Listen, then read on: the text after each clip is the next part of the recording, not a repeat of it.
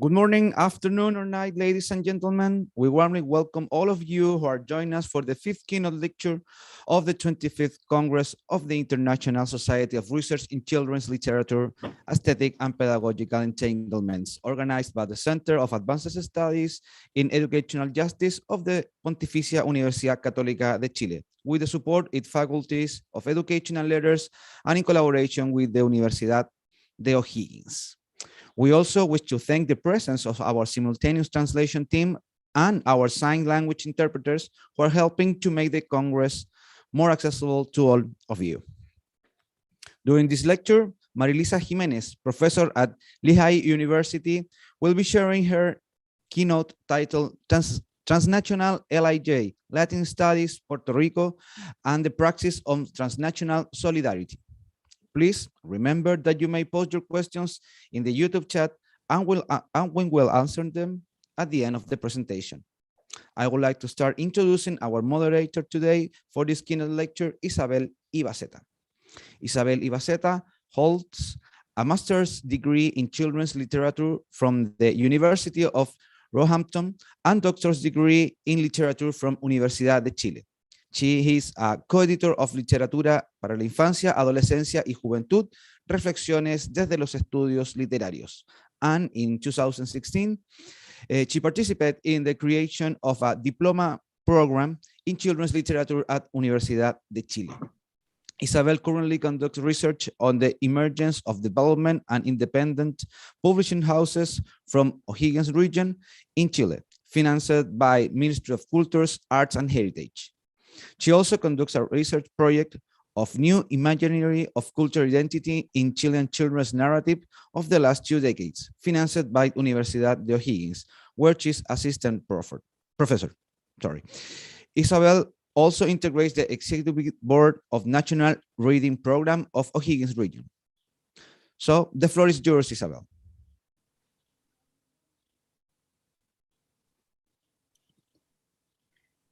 Thank you, Christian. Good morning, good afternoon, good night to everyone. Firstly, I would like to thank Professor Marilisa Jiménez García for accepting our invitation to be part of this Congress.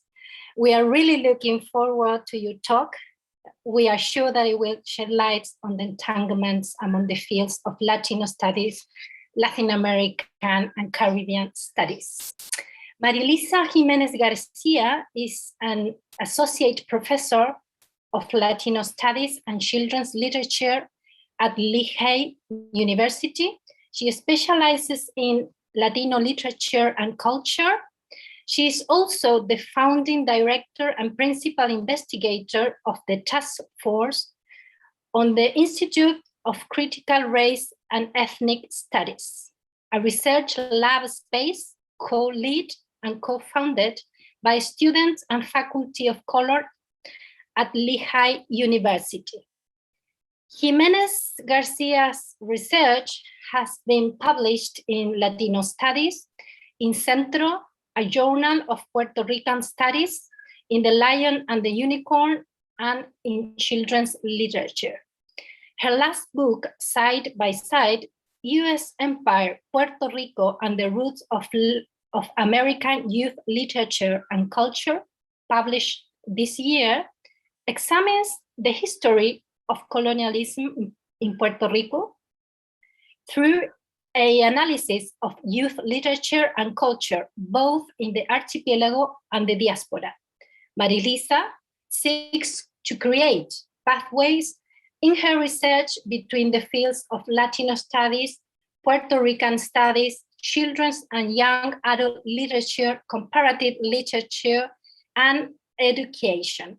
She's also a Cultivating New Voices Among Scholars of Color Fellowship recipient from the National Council for Teachers of English. And in 2019, she also received the Change Agent Award from Lehigh Office of Multicultural Affairs. It is a great pleasure to me to live with you, Professor Marilisa Jiménez García, who will present her talk entitled Latino Studies, and Transnational Solidarity. Welcome, Marilisa. Thank you so much, Isabel. I'm so honored to be here. So I have a little something prepared. Obviously, I would like to share my screen. So I'm going to do that quickly. Hopefully, it will be quickly.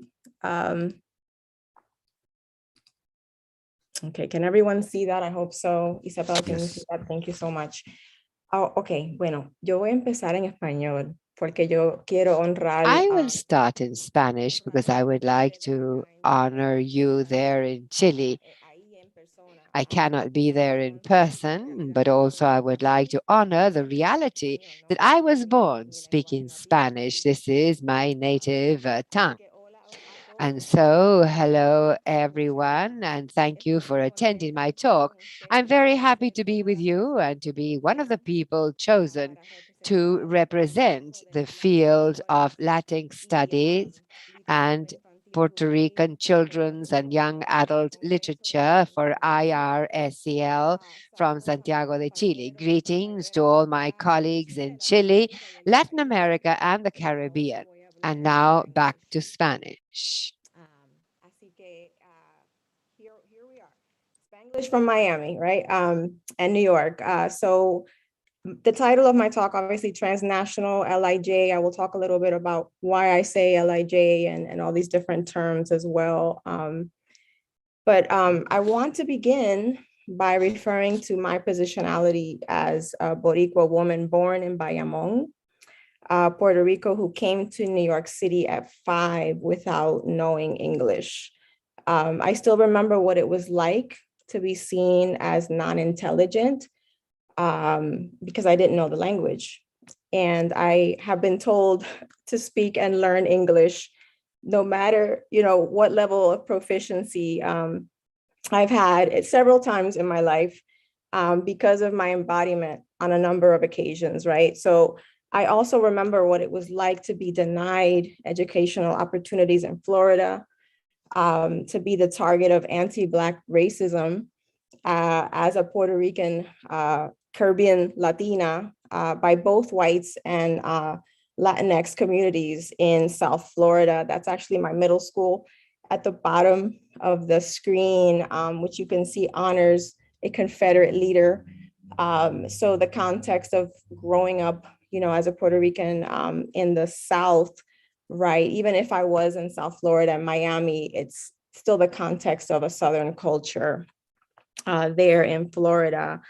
So the words of, words English and Spanish have multiple layers of meaning to me in terms of what they have been allowed to shape and govern in my life and why words fascinate me.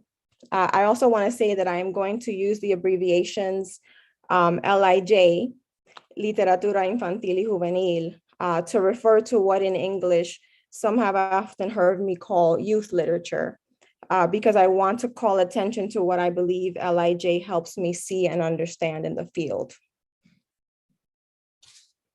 Okay, so I wrote a book and that's the cover, but it came out in March.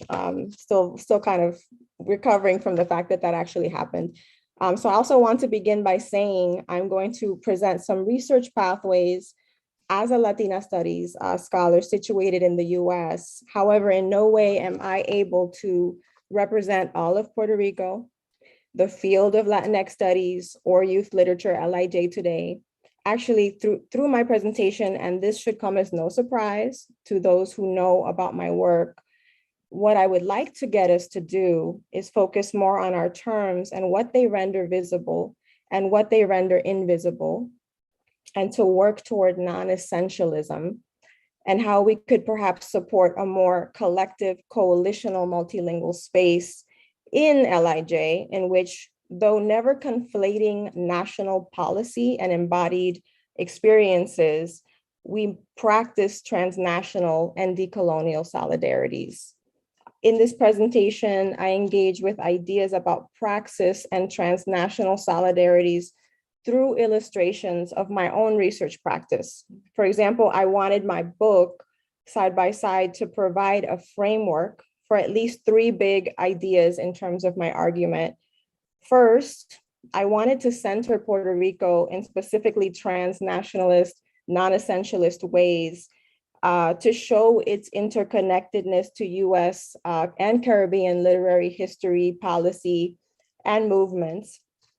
Even in the cover, I didn't want any recognizable iconography for what it would be, so how could it be seen as a Puerto Rican book, even though I think this image is super Puerto Rican because it speaks to the storytelling and the like multi-ethnic transnational conversation that I think I'm trying to have in the book and perhaps in this presentation as well. I wanted people to know that you need to talk about this place if you want to understand the 20th century as a scholar of youth, literature, media, and ethnic studies. My work also asks us to look as much at intellectual, aesthetic, pedagogical footprints and knowledge production as it does the life and work of texts. So similar to the conference theme, right? I ask that we see how much of what gets traditionally rendered visible as knowledge and aesthetics and text has more to do with whiteness and anti-Blackness than we would care to admit. For these reasons, my work centers what in the US tradition is called BIPOC scholars, educators, writers, and practitioners to build theory. And BIPOC, right, stands for Black, Indigenous, People of Color, right, in the US tradition. That's me.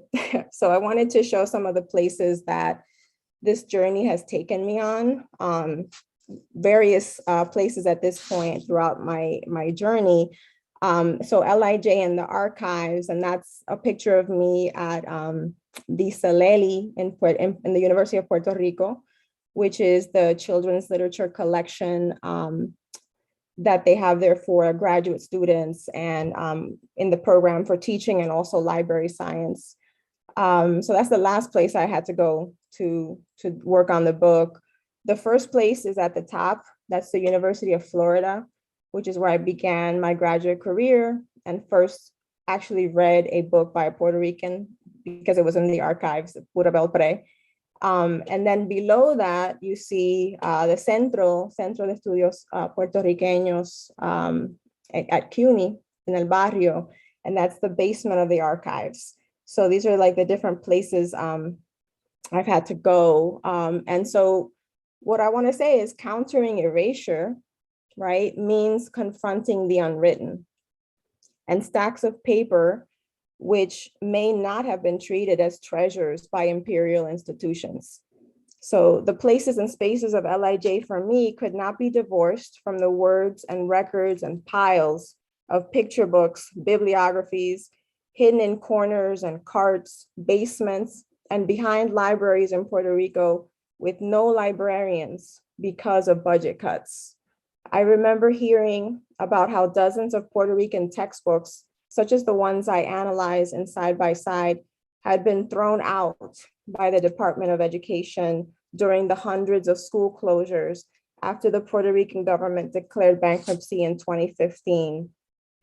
I also remember visiting beaches, public parks, where the past and the future of youth literature, LIJ, was and is being contemplated and fought for, yet nowhere near a university. My research in Puerto Rico took me to the authors, librarians, and booksellers that were fighting erasure with their written words, even as they served as critics and educators of their own work, because such few books travel outside to the US to be reviewed by critics. From cultural workers and librarians like Isamar Abreu and Jean-Marie Lugo, who I hope are listening today. Saludos Isamar and Jean-Marie. Of the University of Puerto Rico libraries, I learned the dynamics of LIJ formation and categorization in Puerto Rico, and it helped me identify a way of thinking about literature that confirmed my claiming of youth literature instead of children's literature. Which I have come to basically associate with Anglo-ness. Like youth literature, LIJ claims literature first as the source and allowed for some flexibility and diversity in my imagining and interacting with who those young people were. So I take a moment to talk about like the term LIJ, literatura infantil y juvenil, and what it did for me as a sensibility, what it helped me understand in the work that I was doing and have done in Puerto Rico.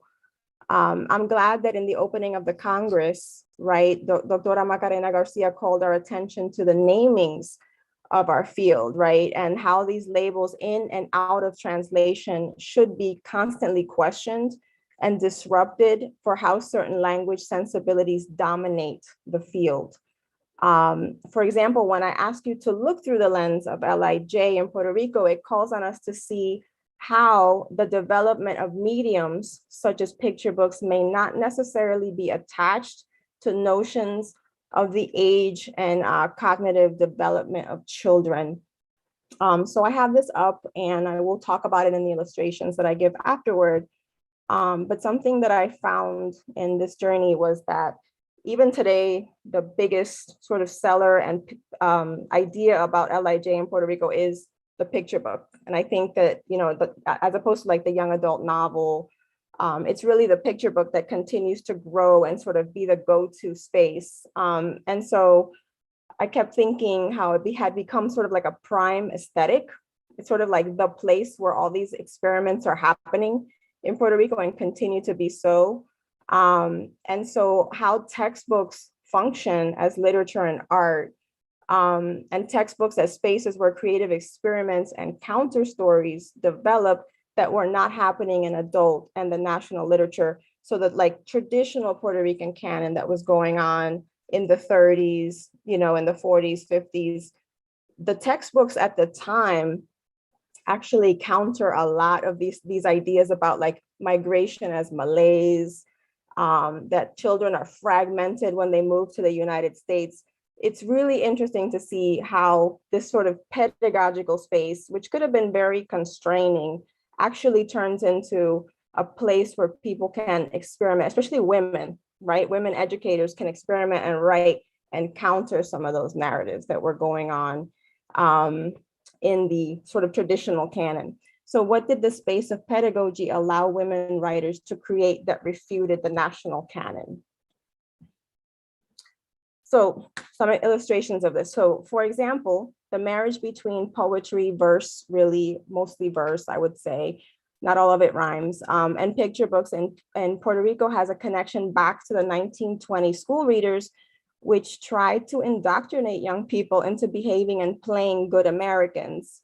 However, poetry in the 1935 school of Juan Ramon Jiménez and vanguardia or avant-garde tradition becomes a space of resistance apart from the ways Latin American intellectuals at the time used the essay as a means to define the nation or even folklore, right? So it's this idea of poetry and also transnational, because Juan Ramon Jiménez recruits people from around Latin America and other countries as well, right?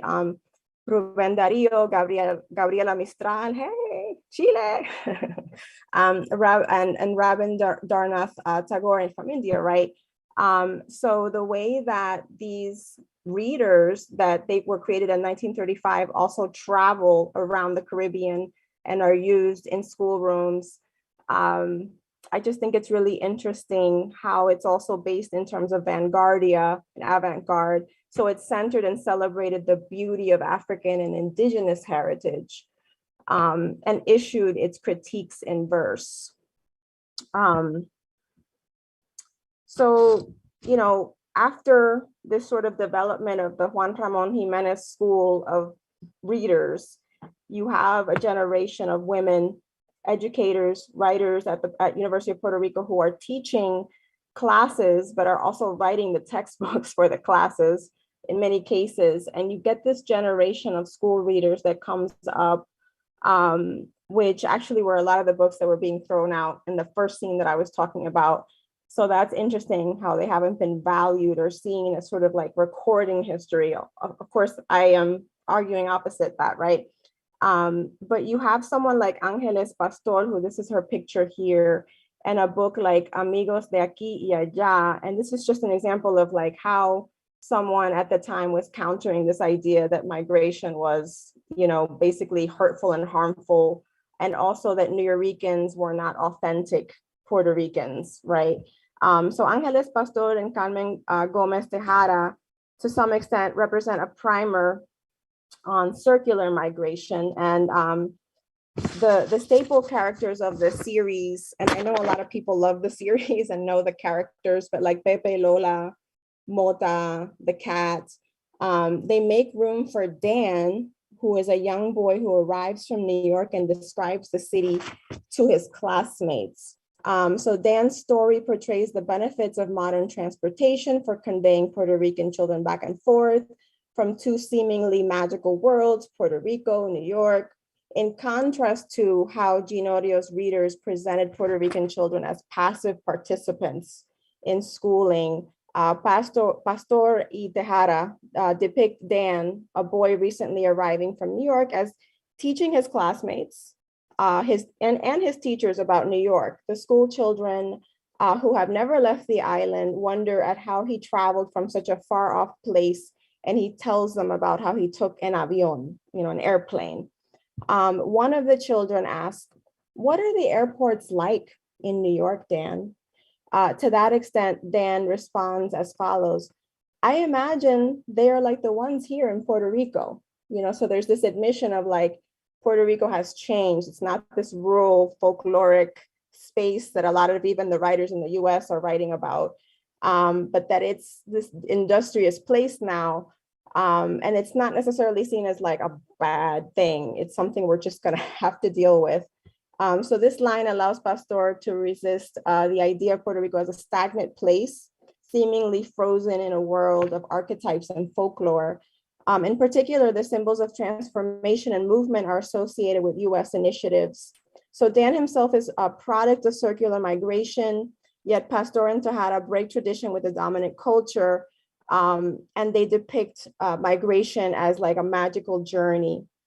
The school children and the teacher also display curiosity and agency in their desire to learn more.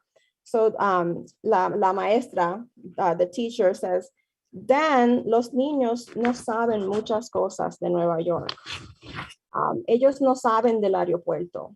Estas son cosas nuevas para ellos." And Dan lifts up his book. So it's a picture of a little boy basically teaching at that moment, which I think is really interesting and separate from the last tradition. So Dan picks up the book and says, "En este libro se ven muchas cosas de Nueva York." Right, this book has many things about New York. "Miren qué grandes el aeropuertos." See how large the airport is. "Se ven muchos aviones." Miren, niños. "Aquí se ve la ciudad de Nueva York." Here you can see the city of New York. "Y en una ciudad muy grande." Es muy bonita. It's very large and beautiful. "Le llaman la ciudad de rascacielos," right? The skyscrapers. And so it's like this moment of amazement that he is able to talk about the place where he's from. And I think it's also important to say this because at the time you had a lot of sort of traditional Puerto Rican culture that was using the term Nuyorican as a kind of slur, right? Like no son auténticos puertorriqueños, right?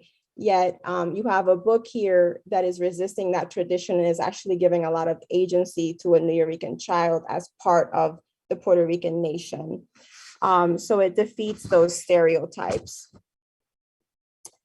Symbolically also in this book, you have a representation of travel beyond Puerto Rico and beyond sort of like this insular vision, right? That's actually really associated with the patriarchal tradition of readers. But the sort of feminist tradition is all about how connected we are to the world. And so you see that, for example, Pastor and Tejadas have these paper planes in the site in this particular scene that the children are throwing at the moon, that they're throwing, and it's like even beyond New York, hey, we could get to the moon, as you know, we're connected to the moon, we're connected to these other countries. I wonder how far we can go. So it suggests this metaphor of this large Puerto Rican transnational nation. And I think it's important to connect that momentum to the diaspora specifically, right? So the diaspora is sort of like pulling at the nation of Puerto Rico and back and forth. And that movement is seen as a beautiful, wondrous, magical thing in these books, and not like this destructive force that's going to take away our essential culture. So something I'm trying to say here is basically, when we look today, for example, these are books from today, like I would say 2019, 2017 books, we still have this proliferation of women writers, picture books specifically, that are dealing with these really critical social issues that are also spaces for verse. And there's still a lot of verse that is part of the picture book tradition. And my argument is this is a long tradition of women writers who have been using that space as kind of like a high aesthetic for resistance. Going back to why, how textbooks, can serve to provide these spaces for experimentation.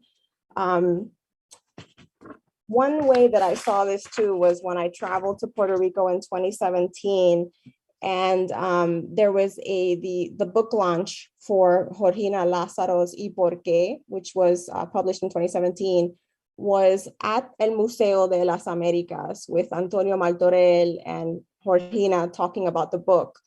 And I always remember her saying, no había ni un niño, no había ni un niño, no había ni un niño en la sala. It was all adults. And y hasta una copita de vino, and I just think that's so interesting that adults in Puerto Rico are congregating in a museum of art, right, and of culture, to see the opening of a picture book with one of the greatest artists that we have in Puerto Rico, one of the greatest poets as well, I would say, Georgina Lázaro. And this marriage of aesthetics and art and pedagogy, right? But it's how elevated that space is in terms of what children's literature, right, has become, or literatura infantil y juvenil.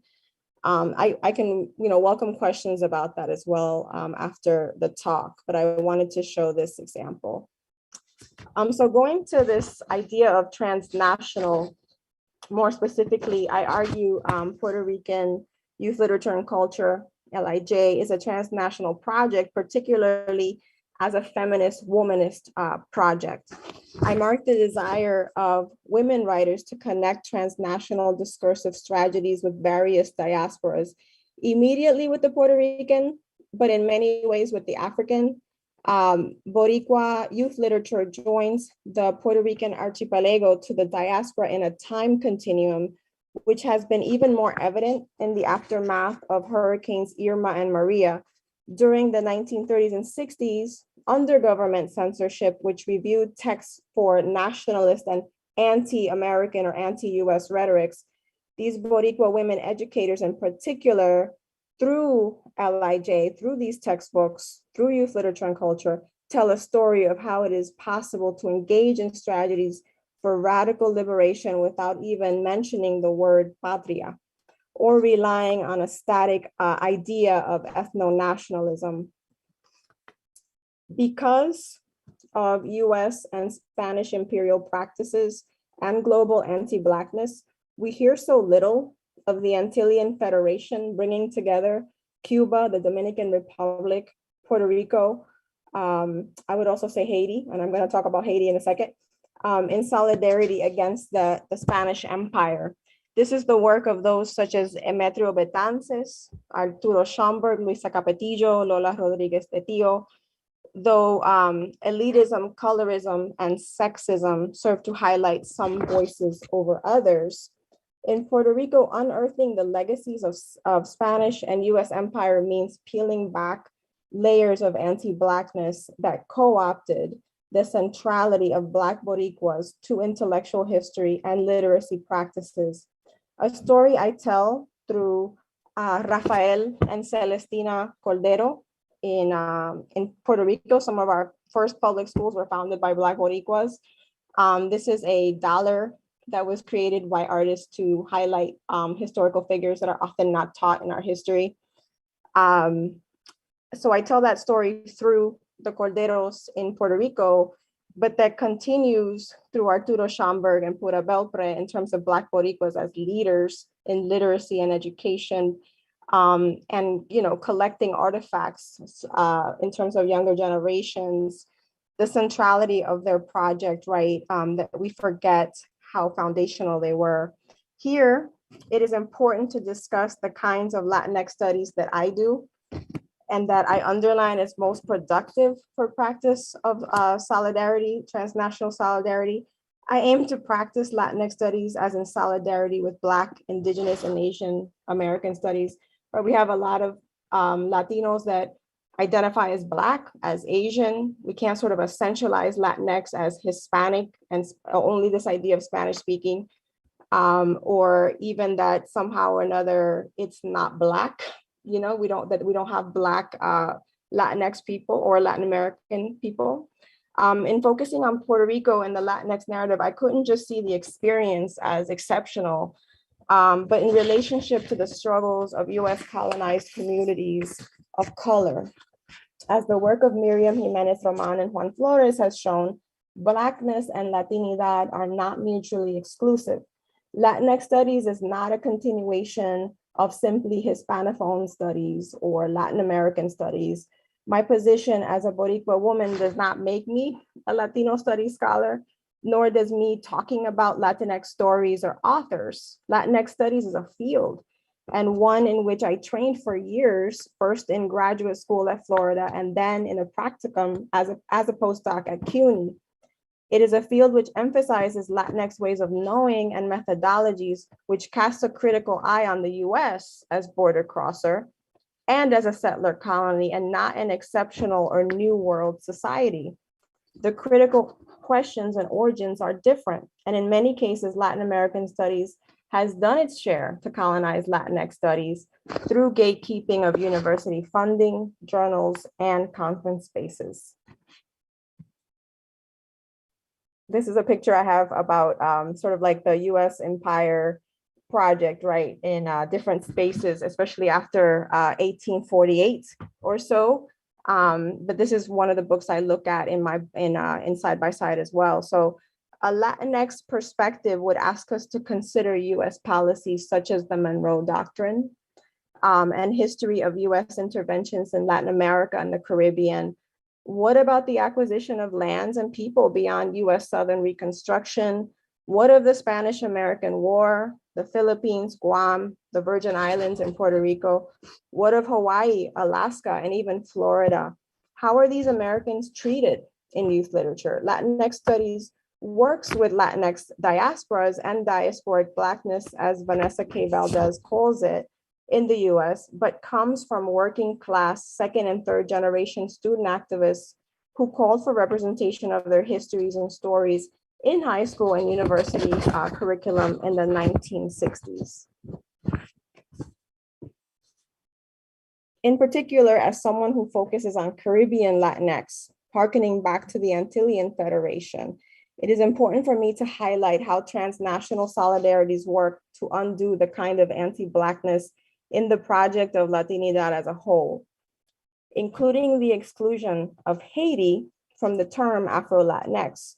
Although there is a movement by scholars and even youth literature authors such as Evie Saboy to claim AfroLatinx. Griselda Rodriguez Solomon, for example, has said that without Haiti, Latinidad itself might not exist.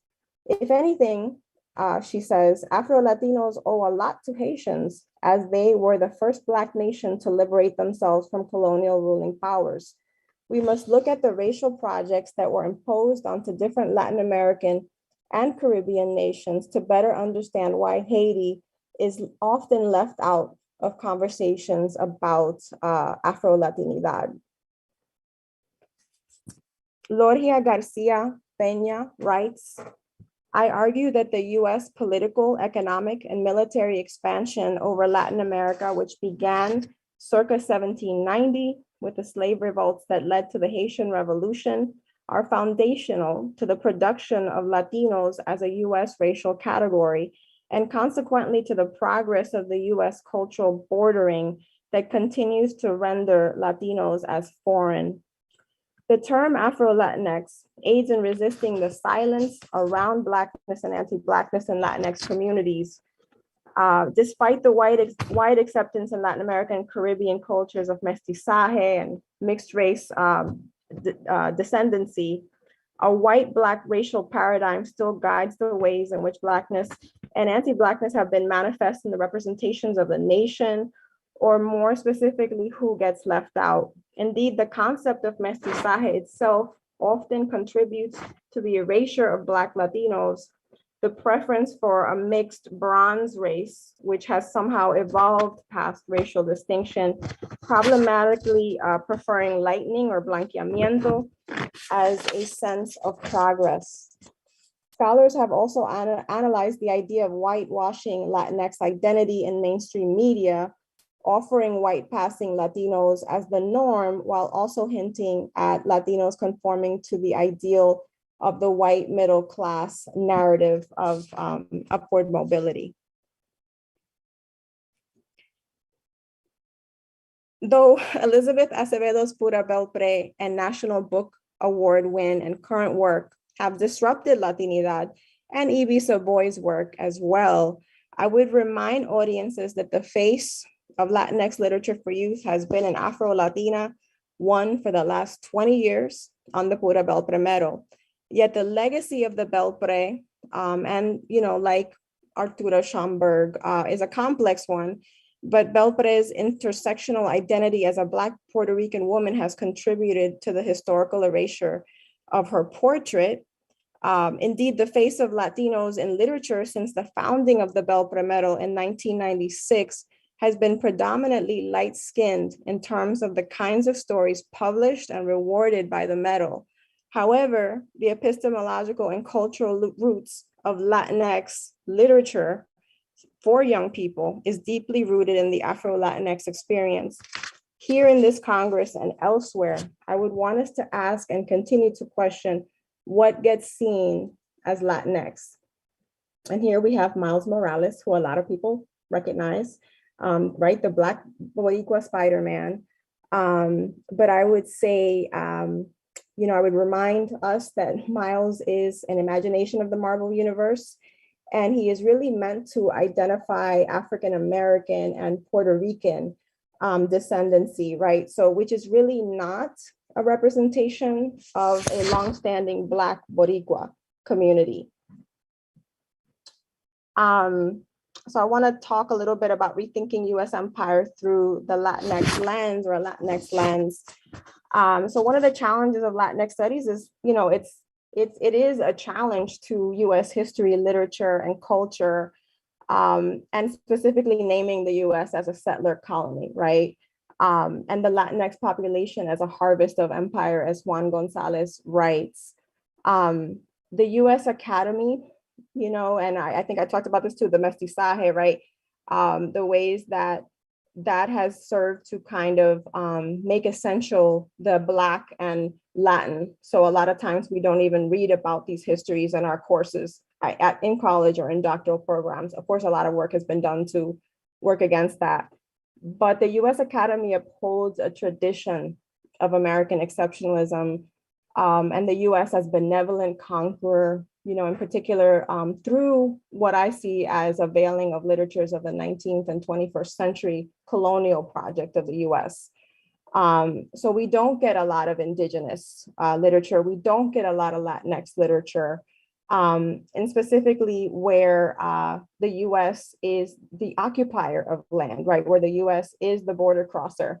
And so a lot of that is erased from an English department, which is a lot of the places where we would be studying literature, right? In the United States Academy.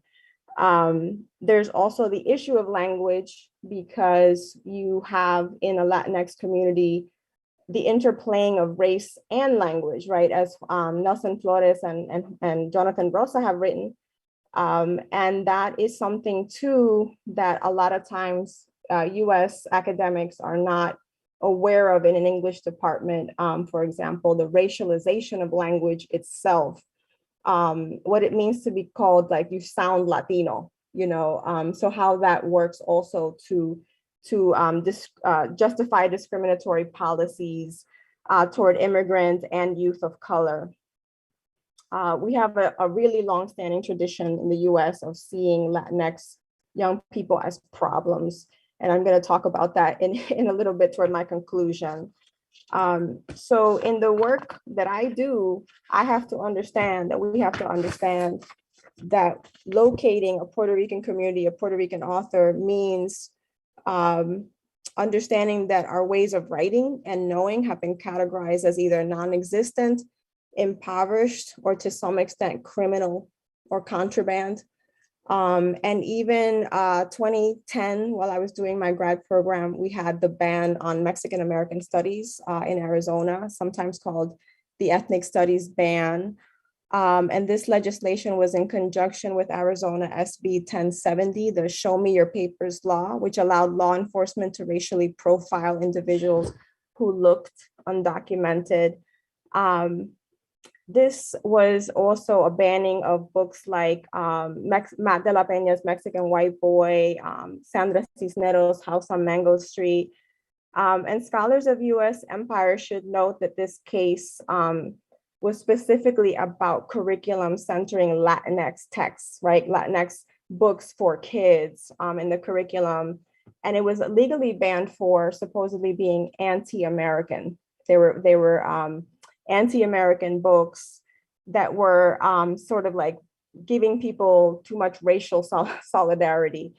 So the ban calls for a reconsideration of history of curricular policies that specifically invisibilize Latinx youth, but also criminalize specifically the literature itself, right? There's a ban.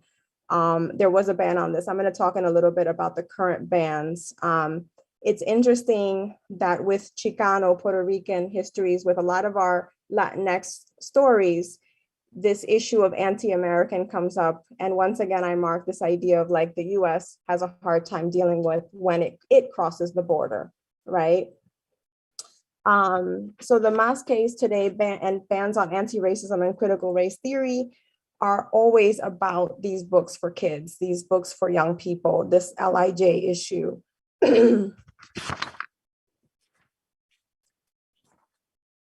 This is something I want to think about in context of how we continue getting more visibility and in our conversations about Latinos on the bookshelf, you know, as we continue to come sort of like, even though I think we're still 2.2% of the books published in the United States. But I've written before about like the Latinx lens, right? And I just talked about the Latinx lens, but what about the Latinx mirror?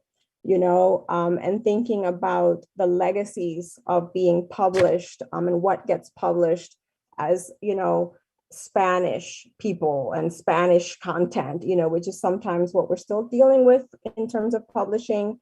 But I really like this quote by Jillian Baez, where she writes that there's a tendency toward extremes in the study of Latinx media, right? So in Search of Belonging 2018, she asked scholars to avoid a populist approach or a celebratory stance toward audiences and instead complicate the passive versus active debate that Latino audiences are viewed as neither passive dupes nor all-powerful agents, but instead as subjects who engage with media in sometimes troublesome ways that can be consumerist, assimilationist, heterosexist, racist, or classist, all in the struggle for recognition and hence citizenship. And this is just something that I worry about with our community in the US, in our struggle, and in Puerto Rico as well, throughout Latin America, really, with our struggle to be visible, that we do not take an inward look at what we're actually producing and the problems that it actually is, because we want to celebrate a book or we want to celebrate an author because there's so few of us out there. This is something I think we're still lacking in the nice world of youth literature and media in the name of recognition. So I want to conclude by saying that as a researcher and someone interested in seeing my work, how it can better serve communities, I think it's key to start with the community as an intellectual space.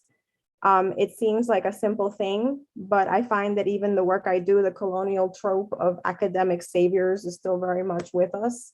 And I think this is also coming from the research I've done in terms of how I have viewed this community work and engage in spaces outside the university, right? And outside of traditional institutions, which have really worked in many ways to censor and to invisibilize my community, right?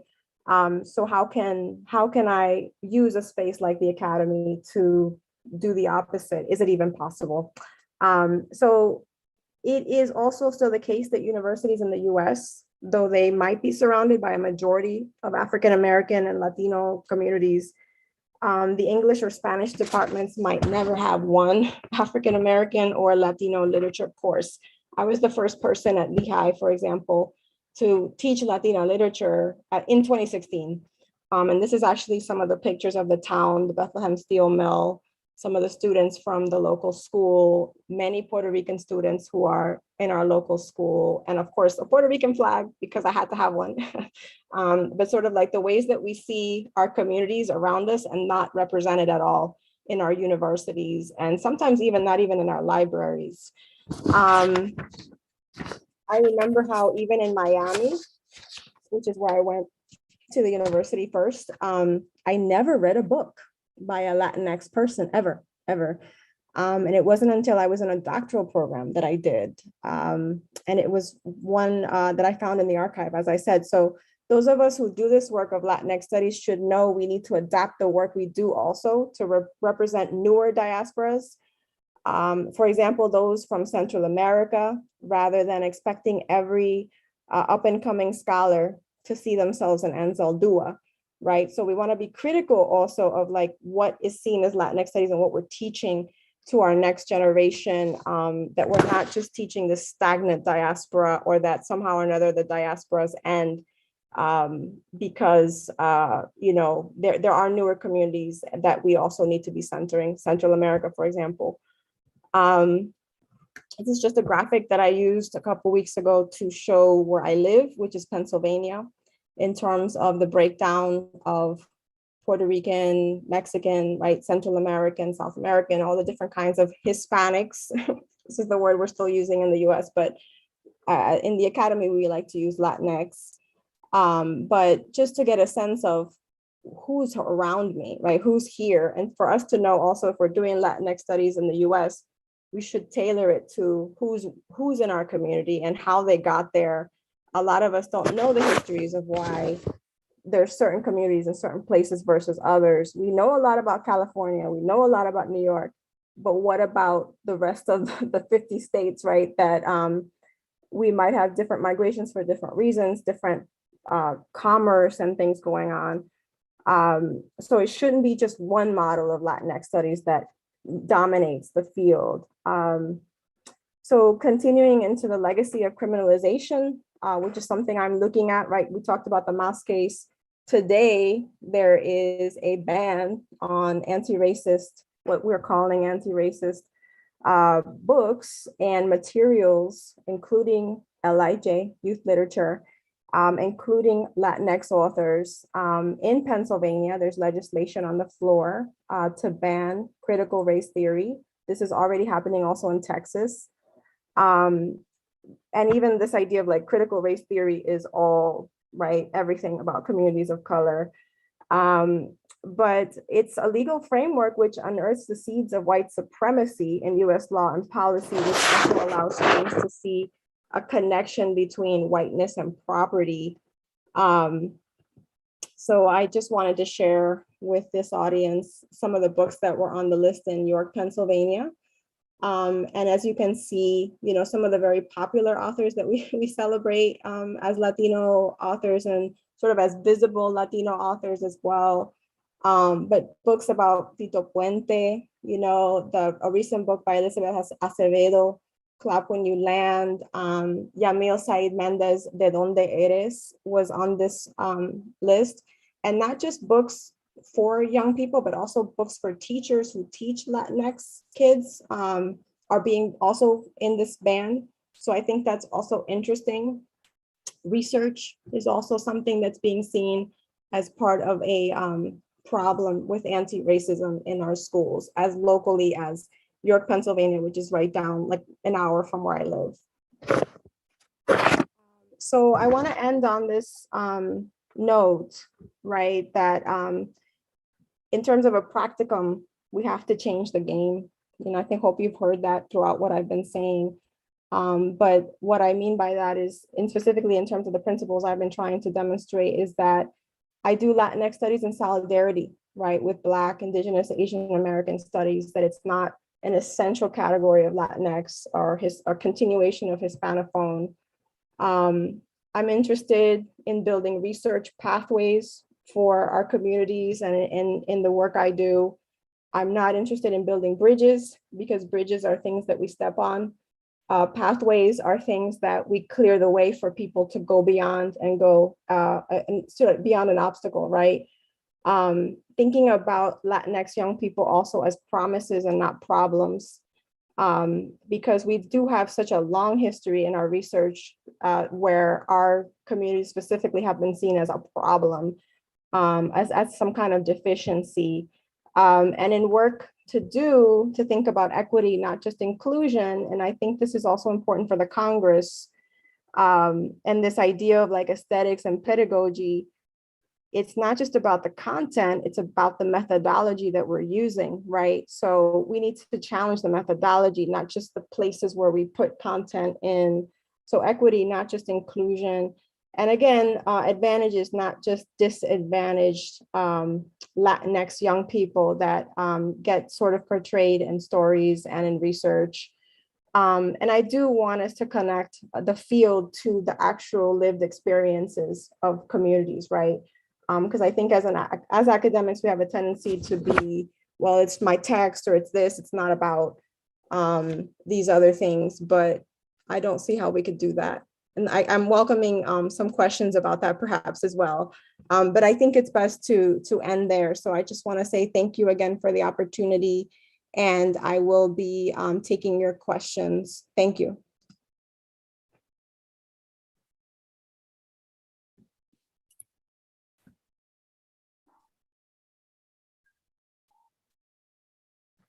Thank you very much, Marilisa, for that insightful presentation. I found actually very interesting the way in which you were kind of making a counterpoint between the social processes and the development of children's literature in Puerto Rico and in Latin America, and of course in the Caribbean. Well, now we will open the section for questions. And while people start to organize and write down their questions, I would like to use the opportunity to ask you whether you could expand a little bit more about this problem related to I think you, in certain ways, you mentioned that that a problem related to call it in a way a colonial academic relationships. I'm referring to that you mentioned about fact in that in some cases Latin American studies have in some way colonized Latinx studies. And because I think this is a crucial question or problem, and it takes us to review and to ask ourselves about current ways of conducting research and interrelated research. You want me to expand on that? Yeah, I don't know how you have seen certain types of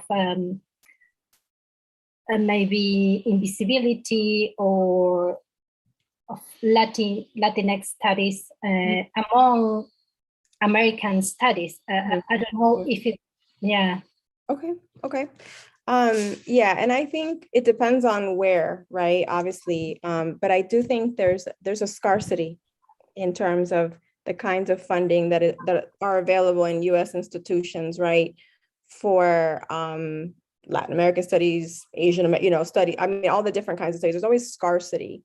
So I think there's a blame on the actual colonial institution, right, that is sort of pitting people against each other. And I think that's something that's also important for us to talk about.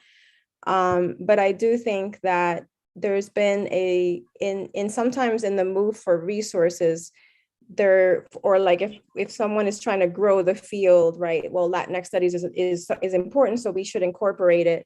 And there's been a lack of understanding that they're very different things, right? So it's similar to perhaps what some of my colleagues have talked about when they say Asian studies and Asian American studies.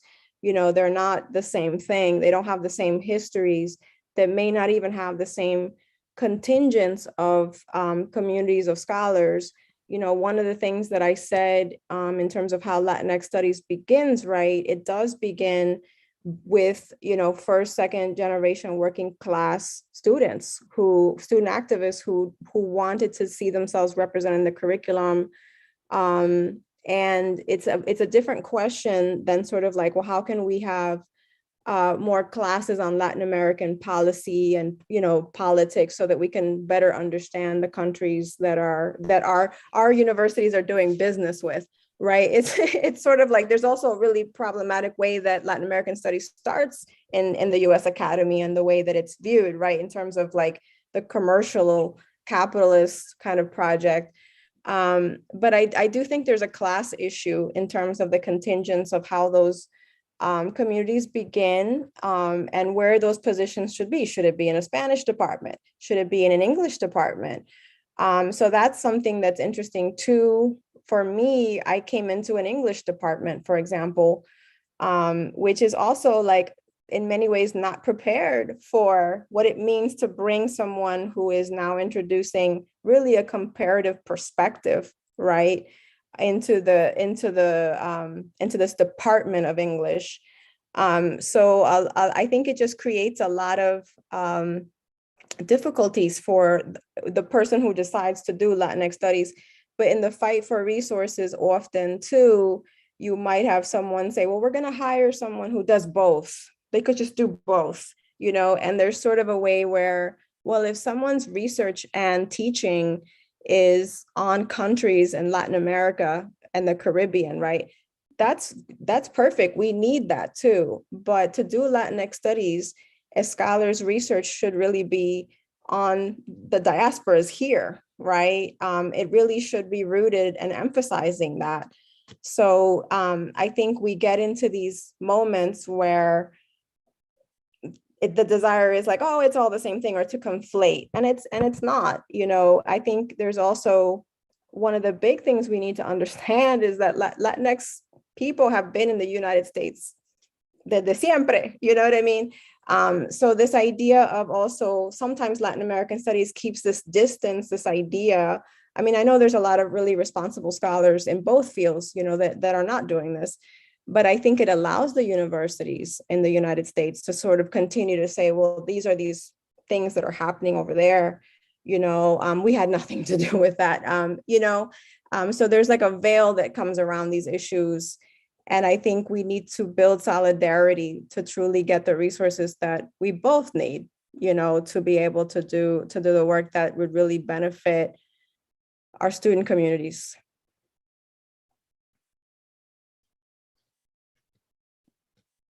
Thank you, Marilisa. It's actually a big issue, and I think we all probably in the Caribbean or Latin America, we have some similar issues. I have been seeing in the last decades some conflicting debates between, for example, post-colonial approaches coming from the USA Academy, right, versus Latin American Academy, raising not post-colonial name, but anti-colonial theory, for example. And it's interesting to see that the difference. It's fruitful to have those different approaches. But I agree with you that it's quite complex not to have a dialogue, not to work together. Right. Yes. And I mean, like, I do think, we do want to look at the structure, right? The infrastructure that would keep that being the case because of competing for resources. But as you said, also with the decolonial, anti-colonial perspectives that Latin American theorists bring, in the same way, there's a solidarity in the US empire studies with like indigenous scholars, for example. And I would argue also Latinx studies, because we are looking at occupied lands. We are looking at, we're always very frustrated in my studies when people were like, oh, post-colonial, and I'm like, no, we're still a colony, like how can we have that conversation? And once again, I think that just allows for the US Academy to really be part of the issue of like production of American exceptionalism, and a distinction from Europe, that it's some kind of a separate project from what occurred in Europe through colonialism. And I think that's something we're working on a lot more. And even traditional American studies, if you look at ASA, for example, today is a lot more about the sort of like critical ethnic studies lens.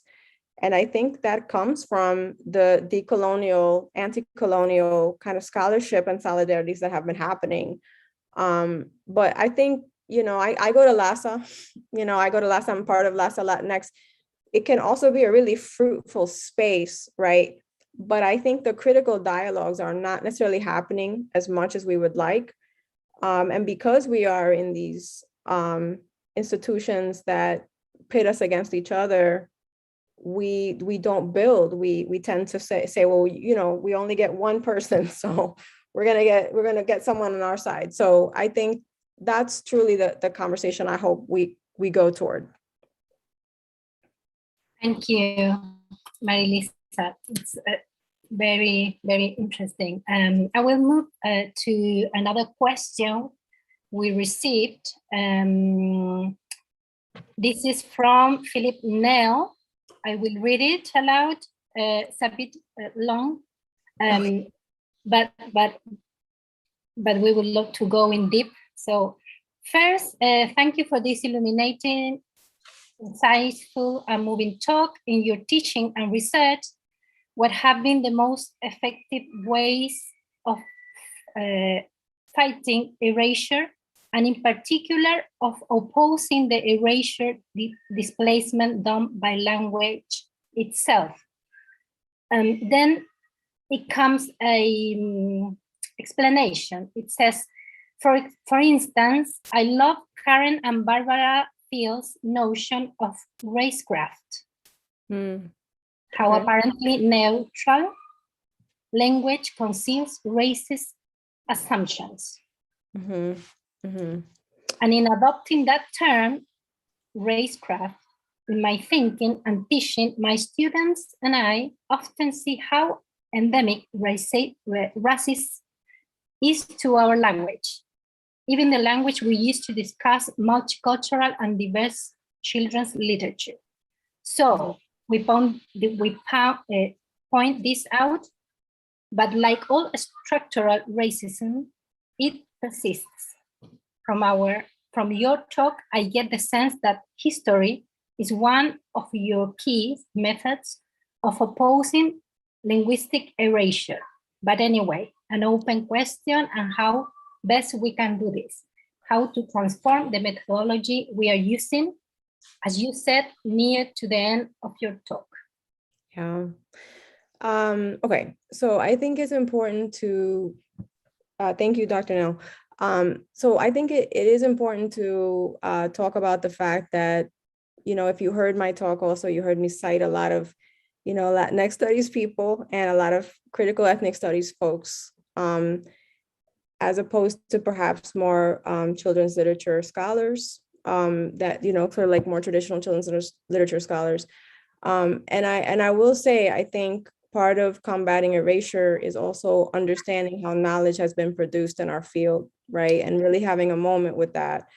So I am of the belief that there has been a lack of ethnic studies methodology that has been introduced to what we know as sort of like children's literature in the United States. And, you know, also I would say perhaps in you know, the sort of like Anglophone, right? So I do think that one of the ways to do this is to understand that even the construction of children's literature itself in the US has been really sort of like as a humanities project has excluded a lot of, you know, communities of color from even being able to define what that space looked like, even though we can look at the history and see that they were there all along. So I think there's a critique of knowledge production that I'm trying to bring to the talk and that I'm trying to say as a whole, which I think is a way of combating erasure, you know, because you kind of have to understand what knowledge is, to like, what is knowledge, right? Like, and so like what got counted as knowledge, what got seen as someone who even had knowledge to bring into a room. So that's a part of what I'm thinking of here.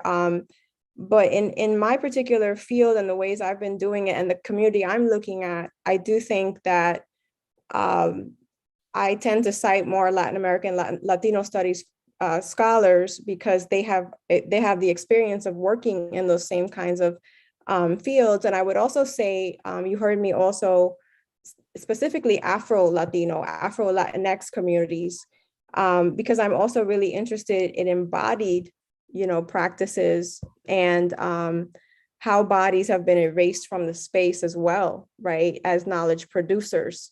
So for me, looking at, I would recommend Decolonizing Diasporas, Yomaira Figueroa's recent work. I would also recommend Gloria Garcia Peña, right, The Borders of Dominicanidad.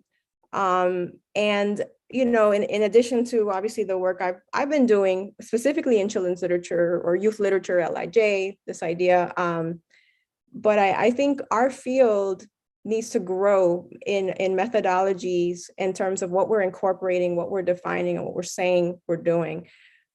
So for me, that, for example, when I went on the job market, I don't mind saying this, I couldn't get a job in children's literature. I was actually asked many times, like, what does this have to do with children's literature? You know, and if I wasn't talking about Alice in Wonderland, all of a sudden this isn't children's literature anymore.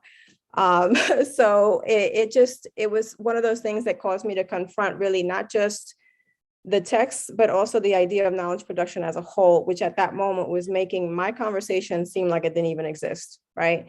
So I think that's part of the training that I would like to see. I think the particular person you brought up, right, the racecraft issue, I think that's a helpful term. I would need a little bit more time with that because I'm not used to using it. But I specifically have worked with, you know, women of color scholars, women of color feminists, and Latino studies scholars as a lens into that world, because those are the people who have been really looking at those questions for me in terms of the perspective. Thank you, Philip, for the question, and Marilisa. Another question from Evelyn Ariste. Could you say more about the intersectionality of race and class when it comes to LIJ?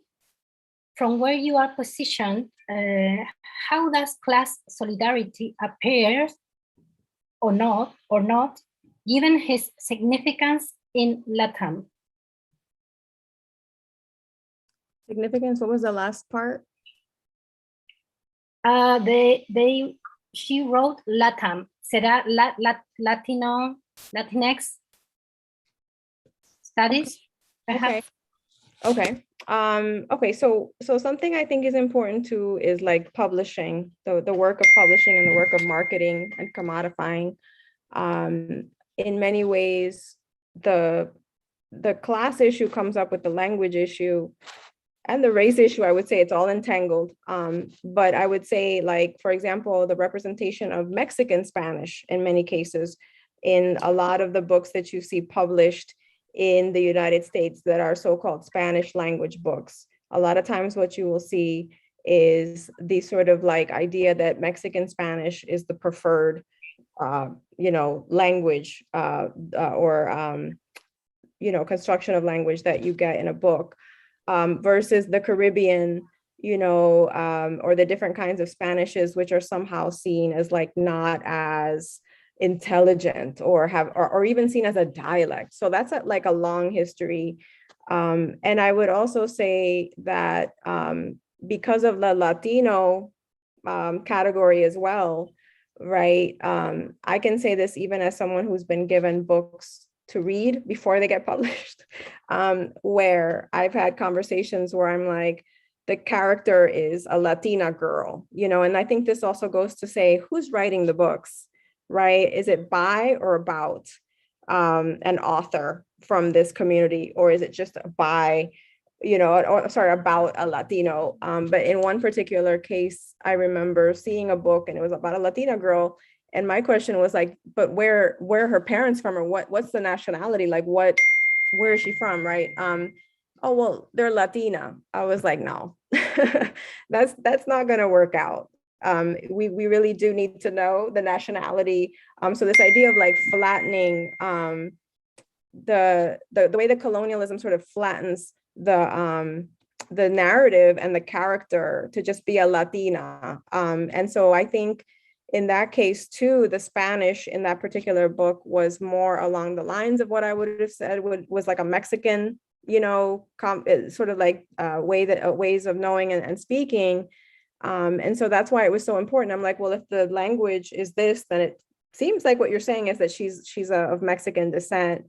And I think, that's something we should definitely continue to talk about, because there is a reclaiming of languages and of different ways of speaking for Caribbean young people, right? So that it's not a slang, so that it's not a sort of like non-academic way of speaking also. And I think this even comes up for academics, to be honest. I've certainly been in spaces where, if you're, especially as a Latino studies scholar, you are judged on how good your Spanish is, and how good, like what accent you have, and I said this on Twitter a couple of days ago, but I'm like, I've been told that I have an accent from Miami. So it's just really interesting, right? That this idea of language class, and I would say also race, is part of it, because when we start looking at where those barriers are, who's in those publishing houses and who's making those decisions, it tends to be a predominantly white, group of people who are also, sort of creating these sort of categories around race and, around language. So I think it's entangled in many ways, and we do need to look at these histories to understand why. Great answer. Thank you very much. Now I've got a question from Camila Muñoz. She asks, just let me, because we have a team translating that.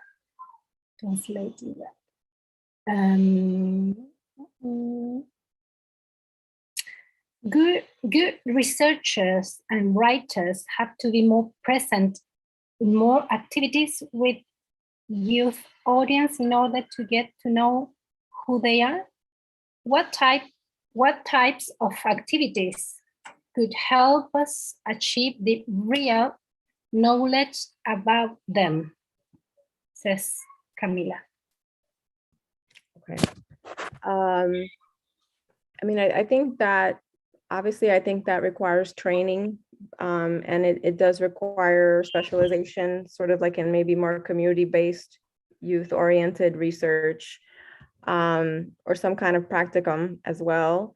However, I think, you know, I can speak from my experience at the moment in terms of the work I'm doing in Pennsylvania and the institution I've been working in, where we are working with teachers in the local school district, but we're also starting to work more with high school students in the local high school who are part of a program on racial and ethnic justice in the curriculum.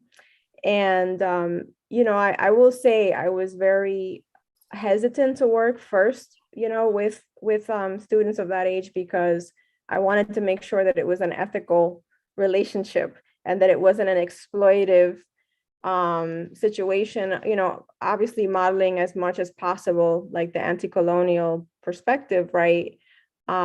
Where we reduce harm in those situations as much as we can, or suspend damage, as I would say, like Eve Tuck is an article I would recommend for that. But I think it will always trouble me when we do have so many conversations about children and youth, and there's no engagement that scholars actually have with those young people, other than, well, I have my child, you know, or even an author who says, well, I wrote this book for my, you know, daughter. And it's always troubling to me, because that's the audience we're supposedly engaging with, and that's the audience many times we imagine as reaching, and yet there's just so little of it. And I will also say there is a kind of, I will say, snobbery around working with young people in many ways, because then oh, well, I thought we were literary scholars. Like, you know, I'm just engaged with the text, right? So I that is certainly something I'm trying to work against. It's also something I'm not as interested anymore in trying to prove that I am a literary scholar or not. You know, I think I've gotten to that point in my career where I know what I would like to see happen at this point. But I do think that we need to honor those spaces more. And I always look for those who are already doing that work. I would definitely look at the work, for example, of Tracy Flores here in the United States, where she's working with a group of young girls who do writing together. The project is called Somos Escritoras. And it's just a beautiful project that I think is done really well, and also provides a space for those young people to write their stories, right? Before something necessarily has to be published officially as a book in order to sort of be seen. So I would say that.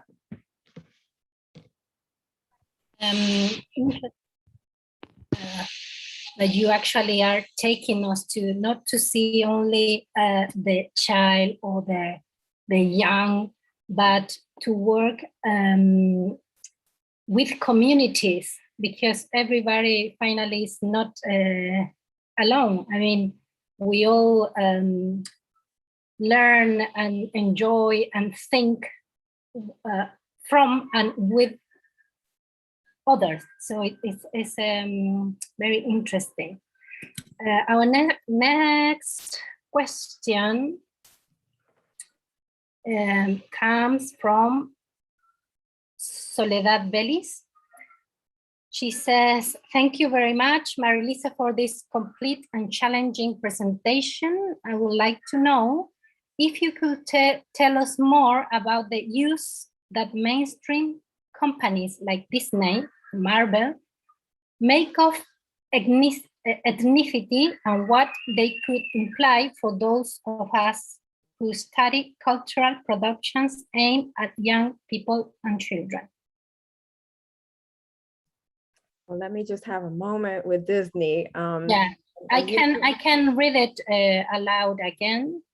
It sounds good. It sounds like I think it's interesting that Disney is specifically the one that's mentioned here, and Marvel, right? Which I think they're owned. I think Disney owns Marvel at this point. So I have to talk about Lin-Manuel Miranda. I'm gonna have to talk about Lin-Manuel Miranda, especially if we're talking about Disney and Latinx communities and ethnicity. I think we have a real situation where we need to be critical of how specific people, specific producers and cultural producers are becoming sort of like the portal for all things Latinx especially. And I think Lin-Manuel Miranda has sort of arrived at that moment, right? The producer of Hamilton and The Heights.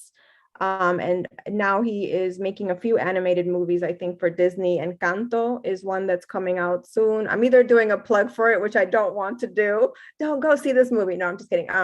But it's basically a case that I teach to my students, actually, because the trailer just came out. And they've been studying like this history of Latinx literature. But, you know, one of the things I draw their attention to is supposed to be about Colombia. And there's not like, I think there's one voice talent that is actually Colombian in the movie. It wasn't written by anyone from Colombia, you know, and sort of like the fact that Lin-Manuel is part of it, does that make it okay that no one is from the actual country where they're actually talking about? I would also say there's a lot of interesting representations there of Black Colombians. There's one child, for example, who's like the magical character.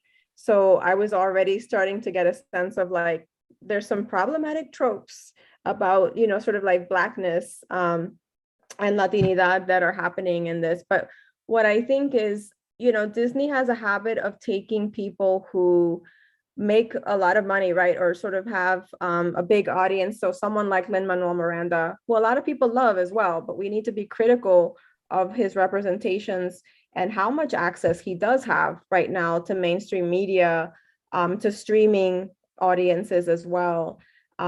So I think it's important for us in this community also to understand media, right? And media reception as well, and Latinx as consumers of media, which is why I talked about Jillian Baez, for example, who is a colleague of mine. She has a great article right now about the Nickelodeon show Taina.